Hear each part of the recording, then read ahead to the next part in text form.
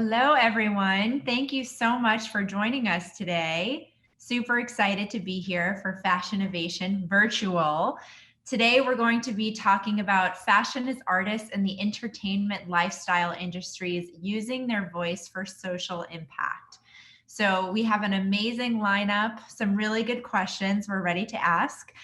We're just waiting for our the Bella twins to be joining us. They're going to be logging in shortly. And in the meantime, just to give you a little bit of background information, I am the founder and CEO of Creative Duality and the co-founder of Fyli Executive Mastermind. Right now, I have here with me Jaclynn Naylor, an amazing, super talented artist, and Thania Peck, the creative director of Catcher in Style. And perfect timing, we have Nikki and Brie Bella, two beautiful and kind, amazing entrepreneurs and the stars of Total Bellas. So this is our panel today, and I'm going to pass it over first to Thania to just give a brief introduction.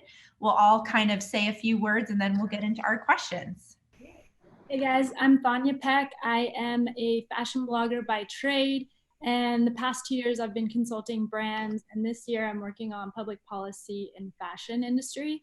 So I work a lot in sustainability, and I work with the UN, Remake, I work with Ellen MacArthur Foundation, and I kind of just try to educate consumers on how to be better at what they're doing.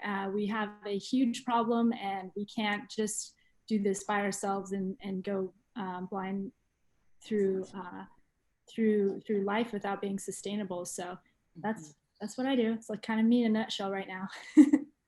Thank you, Thania. Jason? Yes, thanks, Jaclynn. Hey everyone, I'm Jason Naylor and I'm an artist. I do a lot of street art, murals, and I'm also a designer and creative director. My body of work is all about messaging. The ongoing theme of messages that you'll see in my work is kindness, love, positivity, and this week and this month, rather, I've been focusing a lot on hope as a message. I try to find messages that resonate with people and that also are current. So the messages that I like to put into my work are usually something that I feel and that I want other people to feel as well. And I think the emotion that goes into the work, when you see something visual, to be able to experience the emotion that I put into it, that's the way I like to approach it. So I'm excited to be here, and thanks for having me, Jaclynn. Thanks, Jason. And Nikki and Brie? Hey, what's up, everyone? Hello. So Nikki and I are the co-founders of Birdiebee, and Birdiebee started off as a community we wanted to build, just women globally connecting, kind of uniting and building each other up. The one thing that we learned from the wrestling ring is when you stand in that ring, there's nothing that made us feel more fierce and more like superheroes. So we wanted to carry that message into our brand. We started off as a lifestyle brand to get our feet kind of into the fashion industry because it was new to us. I mean, professional wrestlers in fashion, a little unheard of.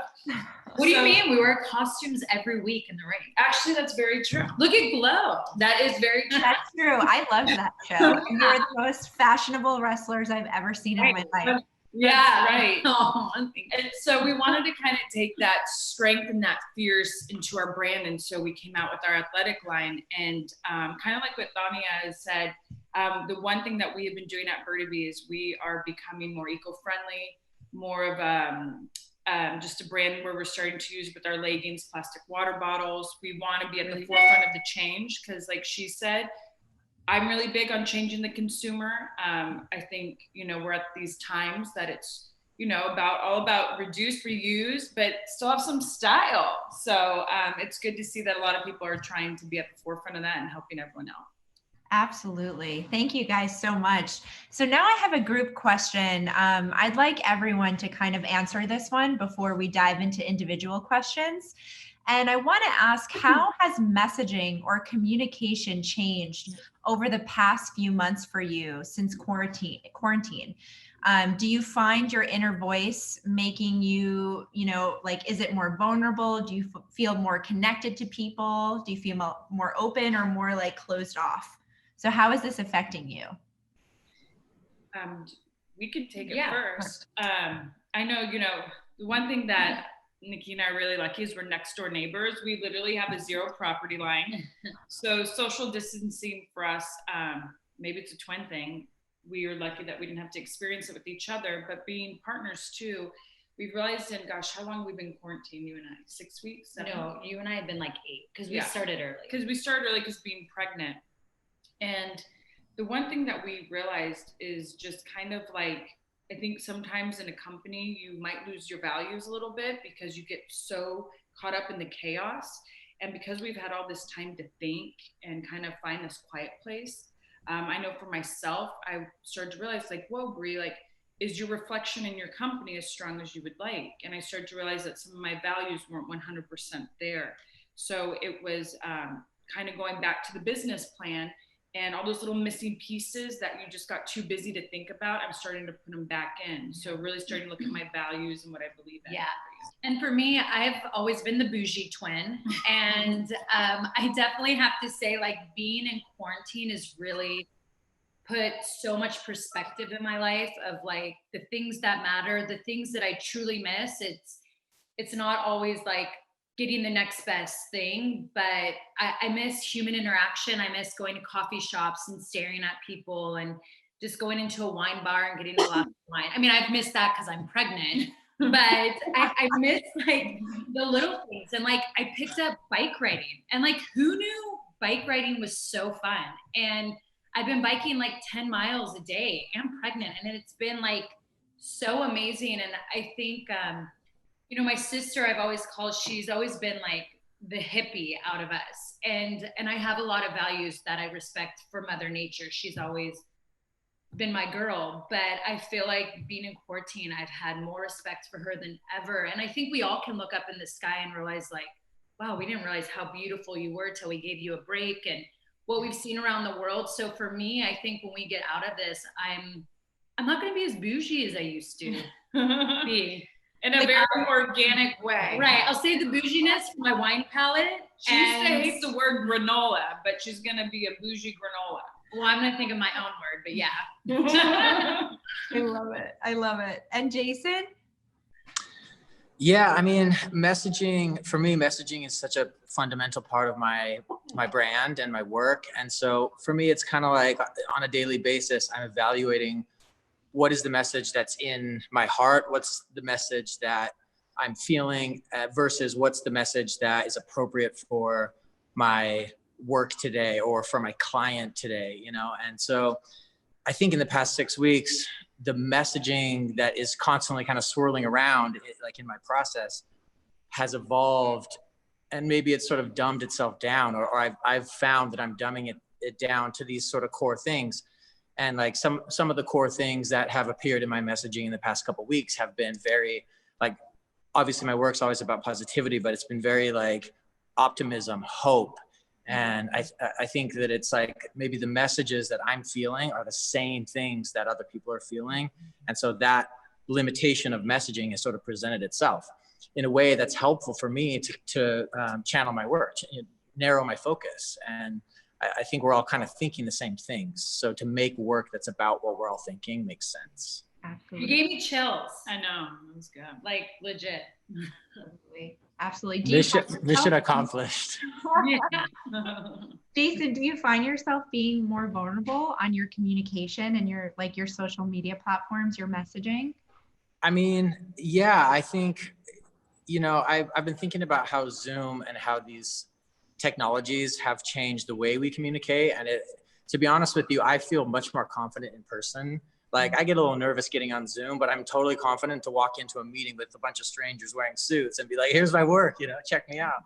So I think that there is some newfound vulnerability to some of this. And to me, vulnerability is so key to my work. Like sharing something that you feel, that is a vulnerable thing. And so I'm used to the vulnerable feeling, but I have noticed that the vulnerability in general has sort of evolved a little bit. And I've been talking about this a little bit, but I think there are certain people who may be shy in a meeting, but in a Zoom or on the phone, they're like, you know, they're like the more powerful one or something. And so I think this may give opportunity for people to reveal a little bit more or to open up and be more vulnerable than they would have been. Totally. And Thania? So the first couple of the first few weeks of the quarantine, I kind of we had a lot of different initiatives going on around Earth Week, and we were planning this stuff for 6 months, especially with +1 vote. So we had a rally with climate activists, older and youth climate activists. We were working with Congress people and just all this stuff. I work with the governor of New York as well, and senators and things like that. But this was for us. This was like going to be this rally that we were just so excited about. And it was just shut down, completely shut down. You know what I mean? Like, we cannot get together to do this. So we had to reconstruct our model digitally. So we ended up having a rally last Wednesday, just discussing our initiative of Earth Week and what we were doing and who's all involved, who the key players are. And then on Friday, we launched a digital filter where you can, it says vote on your face or whatever. So we're just pumping that every day, just so people can get registered to vote. So the thing is, if people get registered to vote, it sets everything off. So it's very, very important for everybody to get registered to vote. And I know some people, they'll argue to say that the Electoral College decides what's going on. But what's the most important thing is who your Congress people are in your area. Those people are gonna make or break what happens in your sphere of influence for you. So it's important to get out and vote, and everybody needs to, regardless of what party you're going towards. You just have to do it as a civil liberty, as a civil right. I'm originally from South Africa. So when I got my citizenship, I was like, my family and I were like, oh my God, we get to vote.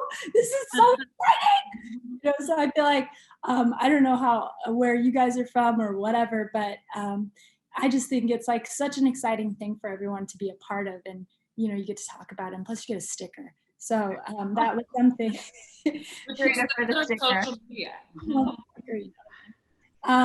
And so yeah, so that was a big thing that we were working on for the past 6 months, and we had to shift our gears to go digitally, and we did it, and we're still doing it. And so Earth Week Live kicks off on Friday, and the co-founder of +1 Vote will be on there talking to all celebrities and everything like that, getting everyone to decide who their +1 is that they're going to add to, you know, their filter, and you get everyone registered to vote. So that was something that I was working on. This year I'm working on policy, like I said. So the policy in fashion is new, but I'm working with a bunch of innovators.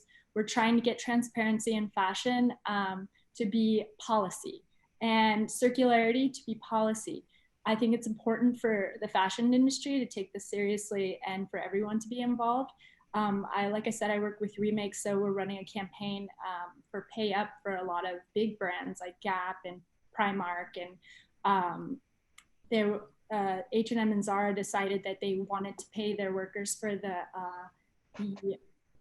things that they already ordered, their orders that they already made. So that's what we're trying to do, because as the fashion industry is kind of at a standstill as far as brick and mortar stores, people still made those clothes. And so in sustainability, it's a humanitarian issue, it's a climate issue, it's an ethics issue. So we need to get everyone to kind of mobilize and think outside the box. Like, it's just not about this outfit. It's about what that outfit, who touched that outfit, what farm did that come from? Yeah, where it came from, what it means. Yeah, and that's like something that's really dear to me, because I started asking questions. I was very curious as to, I was like, who's making this stuff? Yeah, it's important, and I feel like your messaging has pretty much been consistent before quarantine. So we love the work that you do and how you're redefining the term influencer. So thank you for all that you do, Thania. And Nikki, I have a question for you. I want to ask this because this is a very special time in your life, and it can also be a bit scary right now with everything that's going on. So I want to know, what is your biggest worry or fear right now as a first-time mother, multi-business entrepreneur, and global influencer? So what's your biggest fear at the moment? I mean, you know, I've wanted to be a mom for so long, and I'll be 37 in November. So the fact that this dream's, you know, finally coming true, it's just so exciting. And the beginning of my pregnancy, I got influenza B really bad, and I was bedridden for 2 weeks, but then really couldn't do anything for 2 months. And then right when I like got better, we walked right into what we're going through now, the coronavirus. And I have to say, it's definitely been unsettling. I don't know what I would do without meditation and all the crystals and essential oils I have invested in, because that truly helps calm me. And like spiritual books I've been reading, I'm very spiritual. And I try not to get down on things like I'm never gonna have a baby shower as of now, and like a maternity shoot, but then I'm like, I'm healthy. And I'm someone who, when I wake up in the morning, I like to tune into CNN, and I like to see what's trending on Twitter, because that's where I get my most recent news. And I feel blessed that I get to be with my sister and that I'm healthy. But it's, you know, you think at times like, is it okay bringing a child into this world right now? But then I look at like my bump and the feeling, and I just pray that I have this light warrior that's going to come into this world and make a change. I pray for it twice a day, maybe even more. I feel like sometimes God's like, okay, yeah, we get it. We know what you want. But I can't stop, because I just am like, I look at people like Greta, and I see this younger generation that I feel are these warriors that came onto earth for a reason, to rock the boat, to help with change, because I feel like this was coming. And I can't help but feel my sister and I, that we have these warriors that are going to join the pack. But you just try to stay positive. And I think I couldn't have done it without Brie. I'm so happy she's pregnant with me, because being a first time, I mean, my baby didn't kick at all during the weekend, and I got so down and I felt like something was wrong. And she's like, it's normal. I'm like, no, it's not. And then this morning I woke up to so many big kicks, and like the world just felt perfect. And so I love it. Yeah. And Nikki, one more question for you. How do you think the entertainment industry is going to change after all of this? And I don't want to say go back to normal, because things aren't going to be quite normal, but how do you think this is going to change entertainment in general? You know, when we all kind of first had the lockdown, we saw TV went up, I think it was 60%. But then a lot of shows got canceled, because unfortunately, to make entertainment, we have to be closer than 6 feet within each other. And just when you look at it backstage, there's so many people. I definitely think things are going to change. I think they're going to be pickier about content. I think we're going to see less of it in a way. I think though, entertainment has always been so creative and has adapted for centuries. And I feel like we're going to see things that we never thought we would see, and it's going to get really creative. But I do think entertainment industry, unfortunately, will take a hit for a bit. I mean, I know as far as being an LA girl, we're closed down as of now till August. Even our show. I mean, Brie and I are on air right now for Total Bellas, but we are supposed to start filming again soon, and that keeps getting pushed back. So I think I don't know if it's a good thing or bad thing that we'll see less content, because sometimes I'm so overwhelmed what to watch at night, whether I go to Apple, Hulu, Netflix. I'm like, I can't, sometimes I just turn it off because I'm like so overwhelmed with content. But yeah, it will be self-produced. Do you think we'll see a lot more self-produced content? I mean, when you think of the first week everyone's in lockdown, YouTube couldn't even handle the streams. They literally shut down. And we're YouTubers as well. I definitely think, I was telling Brie, I think this is going to be the world now of self-shooting, YouTube, and you have like the Quibbies, but I do feel like more things will be self-shot. We even learned within a week how to set up our whole podcast at home. We usually have someone come do it. Right. It took us a week to like learn everything, but I can't believe now her and I and can all do of it our ourselves. Media. Like, I mean, we've done everything from Zoom and even media. We're doing Good Morning America. I think it's next week or in 2 weeks from home. Everything's from home. And I've already made my fiance start learning how to be a videographer and an editor, because I'm like, I need someone and you're going to do it. Poor guy. And like social media husband. I love it. He's a boss. So now I'm making him a videographer, but I'm like, hey, you want to be on this team? You got to help. I love that. I love that. Thank you. And my next questions are for Brie. And Brie, you're such a beautiful, inspiration-filled content platform. Everything you post is about positivity or hope or nature or connection. So what has been your greatest learning lesson in cultivating positivity through your social media platforms? And what advice do you have for viewers who are just starting their business and want to grow an authentic and engaged community? Because you've done such a great job. Well, thank you. That change isn't bad. I think sometimes we're afraid of change, especially when you're kind of just settled in your ways. When change hits, it scares us. But I think, I've always looked at change in a positive way. And people will say, well, you haven't lost your job or all this. And I have. I've actually lost a lot of work. But I look at the positive in all this. I'm like, I think what's going on right now, we have to kind of be like, okay, how do we evolve? And that goes into business as well. I think of a lot of people have startups because we even have, we have our startup wine, Bonita. And it's scary because like you save up your money, you're ready to rock and roll, and all of a sudden this hits and you're just like, wait, what? But I think what's important is you learn how to evolve with the times, because what you have to think of as not only a human being, as a mother, as a wife, and as a business owner is this could be the new normal. So we might not go back to what we used to think life was. So how do you evolve? And I had to think of ways to evolve with she's going to be 3 in a couple weeks, 3-year-old daughter, even with my marriage, because my husband, he still, has to travel here and there, but we're together a lot. We weren't used to that. So how do you create space and not want to get a divorce? And then with business, like with Bonita, we've been coming up with some really great virtual ways to kind of put that new brand on a platform to get it out there, because our biggest thing, like a lot of people, is the connection of other human beings, going out, doing a wine tasting, talking to people. Yeah. And now you have to kind of think of how do you do a wine tasting, over the web. So I just think it's all about, think of change as a positive thing. And so for me, it's just all about evolving with the times, because we evolved our brand since we've been a brand for 15 years. Well, and I feel like when you're authentic too, like all your brand, you already have an amazing connection. So whether the times change, it's crazy. People are still connected if you're authentic, like in your brand. So just not being afraid to be yourself and putting your voice out there. Right. Awesome. Thank you. Thank you, guys. And my next question is for Jason. As an artist and creative leader, how are you finding unique ways to cultivate your own inner creativity right now during these really tough and emotional times?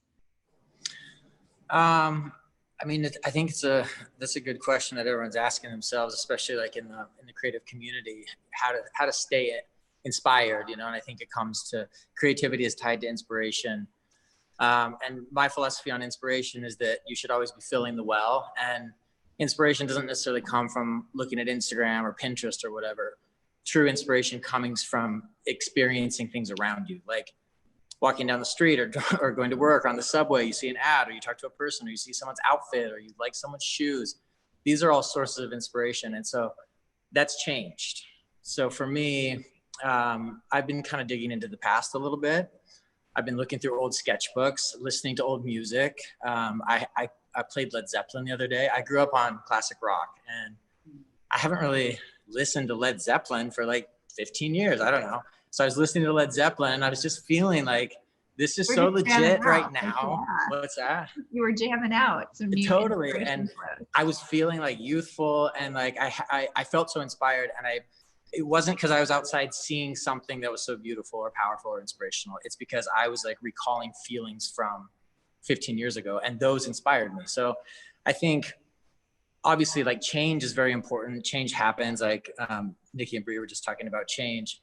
Change is something that we're going to have to deal with, and we're going to have to pivot, but we can also choose to change things in order to keep inspired. So it's like, you can't do the same thing all day, every day and stay inspired. You got to listen to different music, watch different TV, or like maybe take a walk around the block and take a different route or something. You got to change something.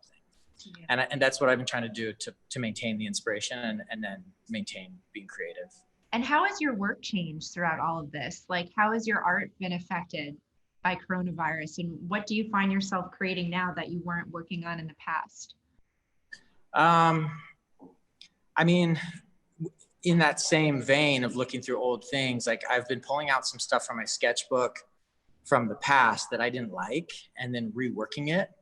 I think, 5 or 10 years ago, I was doodling or sketching out ideas that somehow didn't work for me at the time, or I didn't actually put in the time to make them work. So I've been rejuvenating some of those things in a way that fit where I am now in my body of work. So that's been something that I think has been kind of interesting. And then in terms of the messaging for my work, like I said before, it feels like the messages are being chosen for me a little bit. Like instead of digging through like my brain and like my heart, like what can I say today? Or like what's actually important today to share with the world? It's sort of like, here's what's important, make art, And that's, in a way, it's like made my life easier. There you go. I like the positivity that's coming from this. I mean, this situation can break you, or it can kind of help you reinvent some things in your life, or reconnect with yourself and the people around you. So thank you. Yes. And Thania, my next questions are for you.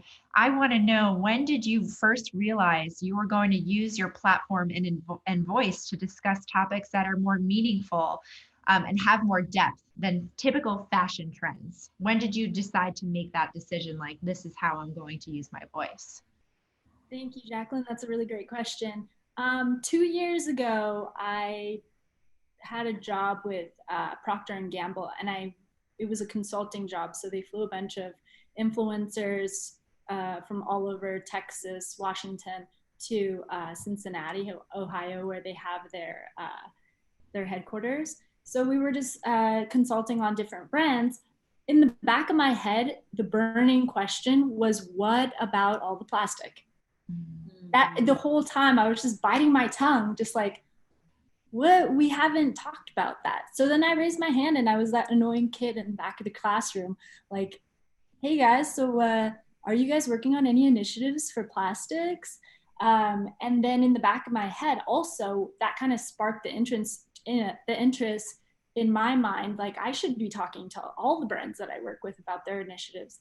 And people are very open, because I know it is like a fact, I am an activist, but I don't necessarily call myself an activist. I call myself an advocate for change, because I'm not like, oh, down with this. I'm like, hey guys, what's the hang up? Like, what can we do to help you move that paradigm shift forward into be a positive realm? So I want to say 2 years ago is when it really sparked in my head that I can actually, talk to brands. They actually take you seriously when you bring up questions and stuff like that. And now Procter & Gamble is doing a huge initiative on plastic, and so that's great. But yeah, every time I take a meeting, I still consult all my brands, and I sit and talk to them about the processes, the ones that aren't doing anything at the moment. We talk about like who do they need to connect with? Is it a budget issue? I connect them with Ellen MacArthur Foundation if they want to kind of just get a view of how that process needs to start, or the UN. UN's pretty helpful with that stuff as well. I love that you help them. So you're not criticizing them or just saying, hey, why aren't you doing this? You're saying, hey, let's have a conversation, and what resources do you need? Because maybe I can connect you to the right resources to help change. Sure. Well, I feel like we need activists. We need activists to cancel culture, but then I can't do that, because I work with these brands and we have a steady relationship and things. So I have to do it differently than my friends. I'm not going to be like, well, I'm not going to talk to you anymore because I found out you're bad. I'm going to be like, hey guys, this is what so-and-so is doing. It's pretty innovative. Like, what's up? Do you need me to connect you with some people? So that's been really fun. And now I'm at the forefront of it because I've been doing it for so long. People are asking me my opinion. What should they do? How can I help them? All this stuff. And I'm open to it because I'm all about humanity and I want this change to happen. And, I like a thought of a Green Deal and being mindful and, less consumption better consumption. Better consumption, smarter consumption. Better consumption. And Thania, how would you define your true purpose for your work? How would you define that? My true purpose with my work is aligned with humanity. I really care about our future. And if we don't work together right now, we might not have those animals and the wilderness and stuff like that. I grew up in San Diego, and all we did was hang out outside. We went on hikes and everything like that. And I want to bring some of that to my present day living in New York City. And you know, I want future kids to be, you know, like obviously you guys are pregnant right now, and I want your kids to be able to have a green future, you know, and not have to deal with all this crap we're dealing with currently. I think a lot of things could have been negated if it wasn't for our current model that we live in right now. Yeah, with absolutely. Absolutely. Thank you so much, Thania. And just one last question for each of you to answer before we take questions from our audience here. And this is interesting because I've been asking everyone I have a conversation with, and I want to know, what have you learned about yourself over the past 2 months of being in quarantine? Have you had any like breakthroughs or awakenings? Because this is the first time we've been forced to actually pause and listen to ourselves. So I'm curious to know if you guys have had any breakthroughs or what have you learned. So whoever wants to answer, please do. I feel like for myself, what I realized is I love being an entrepreneur, but I have a lot of companies, and I realized I've always just have worked so hard, and when I see 7 days in 1 week, I feel like I need to fill all those days up. And being in quarantine, I realized, you know what, I'd like to take on half that load. I definitely realized I enjoy my slow mornings. I like my early nights with my daughter and my husband. And so for me, it's not overworking myself, like to take a step back and make more time for my family, for self-care, and just to have days where I don't have anything to do. Yeah, and be okay with it, like not feel guilty about it, right? Mm-hmm. Totally. Yes. And you know, for me, I've had two. Like Brie talks about work, and I've always been the workhorse out of us. I feel like if there's an hour in the day like dedicated to work, and I've been that way forever. And I have to say, it's the first time my eyes have been open that I really truly need to stop and smell the roses, and I've been forced to. And I actually enjoy it, and I realize that the rest of my life I need to live more this way. So whether I have to step away from a few companies, or I just need to put less on my plate, especially bringing a child into the world. I don't want to be that mom that's never around. And I also have to say, like, this might sound weird, but like, so I have a shitload of grays that I didn't know about, and my eyebrows are growing out of control. And you know, we have a reality show on E, and we always feel like You have to be perfect. we have to like always be glammed up, and I don't know how to do glam that great. Like this is like my go-to is throw on a red lip and mascara and like do black cat eyes that way, and I look somewhat decent on Zoom. But I'm with you on that. Yeah, right. I've really have accepted like who I am naturally. I feel like in the world we're in today, and Brie and I have always promoted being more natural, but like this is a no filter way. I mean, in quarantine is like no filter, like you look at yourself different way, because we haven't done, I mean, my manicure and pedicure, like wow. But like I've really truly have learned to love who I really am again. So all those times you made fun of me for not doing manicures and pedicures. Well, no, your shit looks nasty at times. Oh, good. Yeah, I at least do my own self. They're just natural. No, but I've really, it's made me like when we do film reality TV again, like I'm not gonna care about always being so glammed up or trying to keep up. And I'm just gonna be more me. It's given me a breakthrough, and I think it actually feels great. Like accepting yourself more, and not feeling like you have to keep up with Instagram and the expectations of certain looks. So that's like a big breakthrough I've had. Thank you. And Thania and Jason, any breakthroughs? I think that I realized I need to have my entire place organized every day for me to be creative. Yeah. I was just feeling sad, and I was like, oh, what is it? Is it the pandemic? Like, what's going on here? And then I realized I was like, I have my shit everywhere. Yeah. It was as simple as that I needed to just pack my things away, do my dishes every day. I started gardening. I have a whole thing in my kitchen. I'm a farmer now, guys. So Awesome. I love it. I love it. Thank you, Thania. And Jason? Oh, I love that. I think I'm kind of similar to Thania. It's funny when you were talking earlier about getting dressed every day. Like I'm like that too. I have to like put my shoes on before I can accomplish anything. Like I can't sit at the computer and not have shoes on. So I have to like keep my space tidy and like clean and like be dressed, you know. But I've also I've had this sort of like there's nothing to lose kind of feeling in my work. And it's been, I don't know that this is like a breakthrough, but I have been enjoying this sort of like je ne sais quoi to my work, to where I've been experimenting more than normal.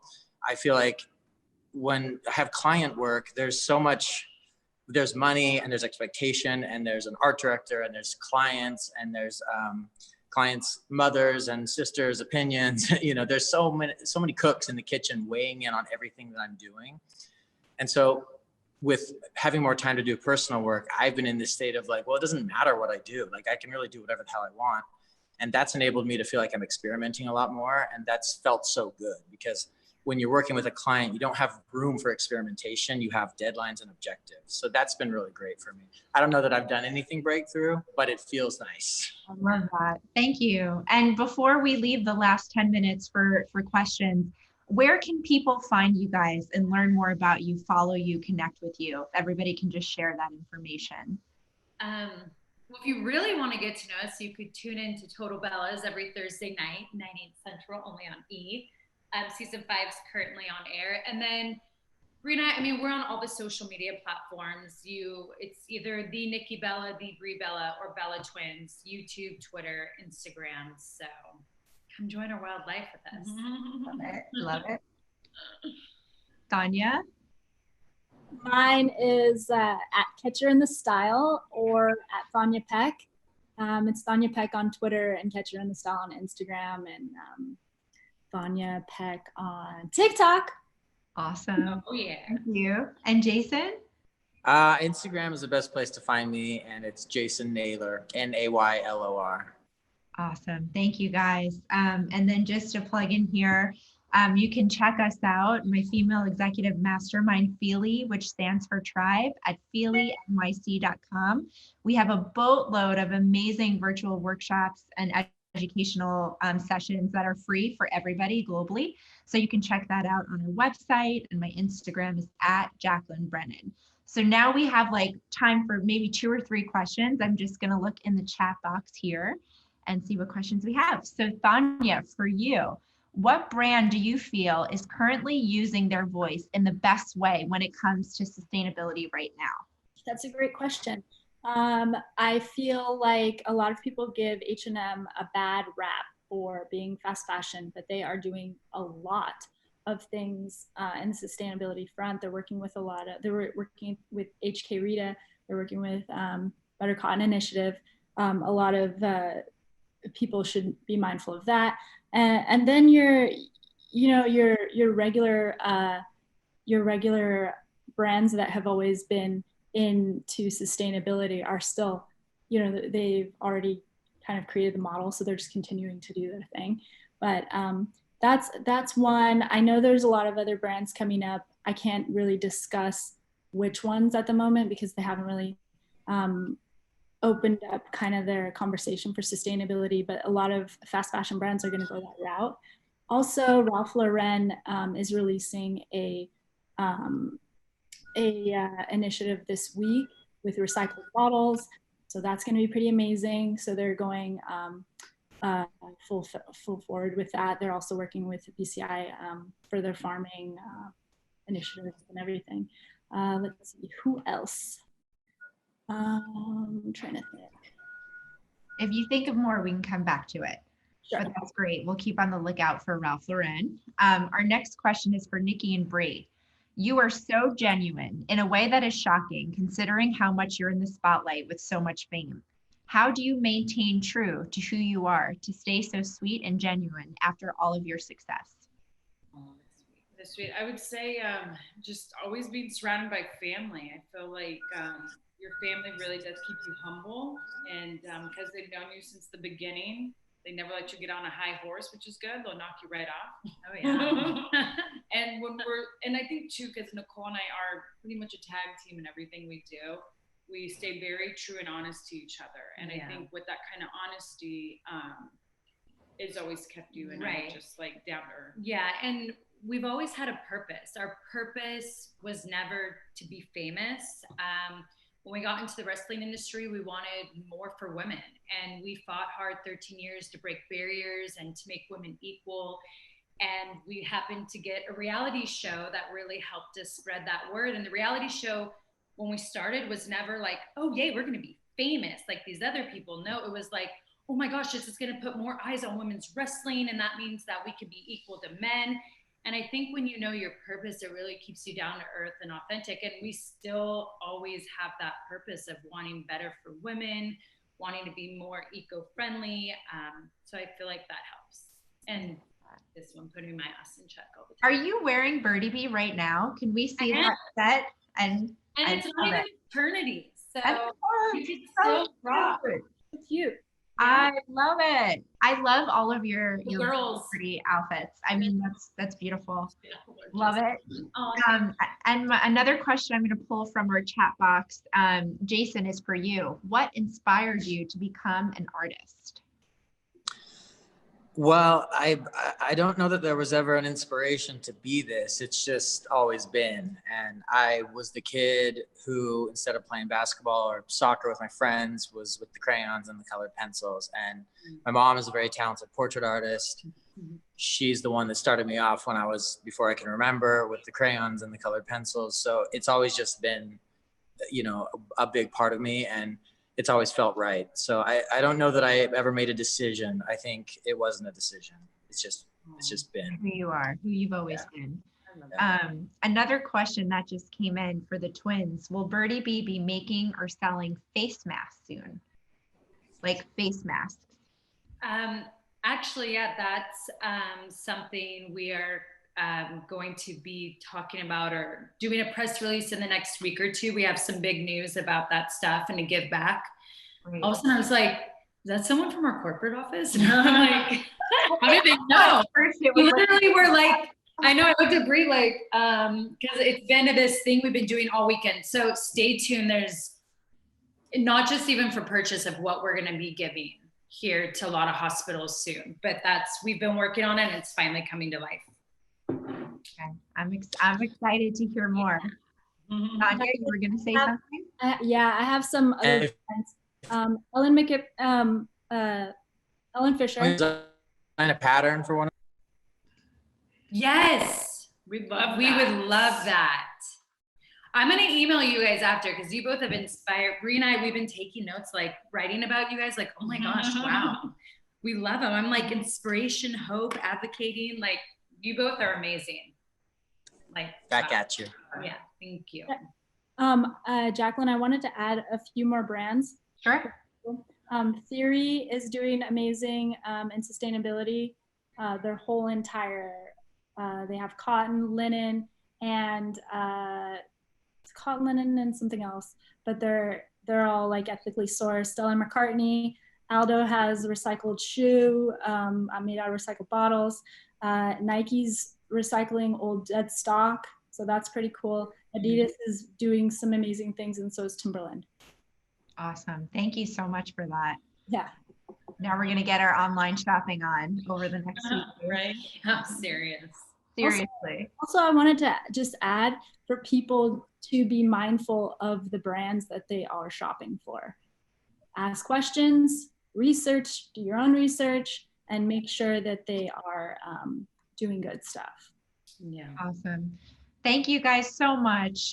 Now we're going to wrap up this session. I really appreciate all of you spending time with us this afternoon for Fashinnovation NYC. A really big shout out to Fashinnovation's co-founders, Jordana and Marcelo, husband and wife duo. We love you guys. Thank you for putting this together.